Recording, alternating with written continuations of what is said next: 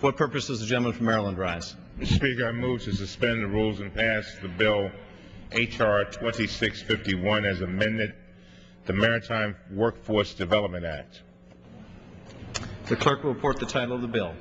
H.R. 2651, a bill to amend Title 46, United States Code, to direct the Secretary of Transportation to establish a maritime career training loan program and for other purposes. Mr. Speaker, I ask unanimous consent that all members may have 5 legislative days in which to revise and extend their remarks and to include extraneous material in H.R.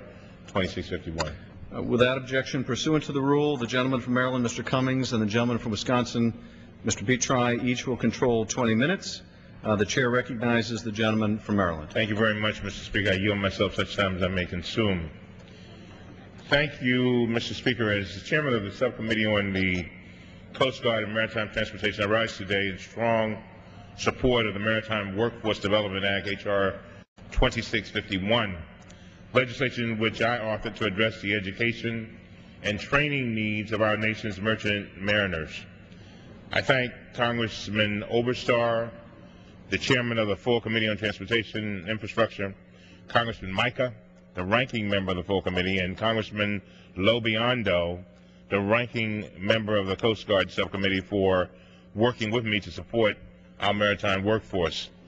H.R. 2651 would amend Title 46 of the United States Code to direct the Secretary of Transportation to establish a student loan program to attract the next generation of workers to the good-paying jobs available in the maritime industry. The loan program will also help those already in the industry obtain the certifications and the training they need to move ahead in their careers. In October of 2007, I convened a hearing in the Coast Guard Subcommittee to examine trends in the maritime workforce. According to the Bureau of Transportation Statistics, in 2006, there were more than 38,000 on-the-water jobs in sea, coastal, and Great Lakes transportation, and nearly 23,000 jobs in the inland water transportation industry. Many of those who currently work in the industry are nearing retirement age. Thus, the Maritime Administration has indicated that at the time of our hearing, the average age of a mariner with a master's license was 51, while the average age of a chief engineer was 50. Additionally, significant new standards for training and continuing education have been applied to mariners through the 1995 amendments to the Convention on the Standards of Training, Certification, and Watchkeeping.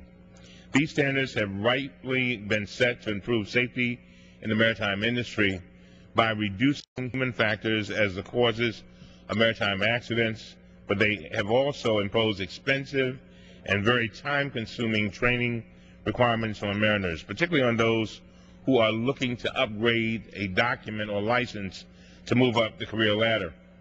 While there are many facilities in the United States that provide outstanding training programs for those seeking to enter or advance in the maritime field, tuition can be extremely expensive. Further, the types of training programs in which mariners enroll are unique and are not easily served by existing loan programs. Mariners who have already begun their careers rarely enroll in 2- or 4-year educational programs. Instead, typically, they enroll in multi-week courses to obtain a specific new certification, and they enroll in such courses several times a year. I drafted H.R. 2651 in an effort to provide to individuals in the maritime industry a loan program that is tailored to their specific needs and to the types of training programs that serve them. Using the model of existing student loan programs, H.R. 2651 creates a maritime-focused student loan program through which individuals can receive up to $60,000 in loans over the course of a lifetime. H.R. 2651 also authorizes the appropriation of $10 million in each of fiscal years 2010 through 2015 to support these loans. Additionally, H.R. 2651 authorizes the appropriation of $10 million in each of fiscal years 2010 through 2015 to enable the Department of Transportation to award grants to maritime training institutions to support their efforts to develop and implement programs to address mariner recruitment, training, and retention issues. In my district in Baltimore, I've been working closely with the Maritime Industries Academy, a public high school with a maritime theme. I've assembled a board of maritime and education professionals who have worked in an advisory capacity with the school for 2 years and who are now creating a formal foundation to support the school, which opened this current 2009-2010 school year in a new location and an enrollment level that has tripled in the last 2 years. The grant program that is authorized by H.R. 2651 will support the growing number of maritime-themed educational institutions, including high schools, throughout the country as they work to expand maritime education opportunities and attract new individuals to a field critical to the success of our national economy. Finally, Mr. Speaker, I again want to thank Chairman Oberstar, Ranking Member Micah, Ranking Member Lobiondo, and all of our subcommittee for their hard work on H.R. 2651 and urge the adoption of this legislation by the House today. And with that, Mr. Speaker, I reserve the balance of my time. The gentleman from Maryland reserves the balance of his time. The gentleman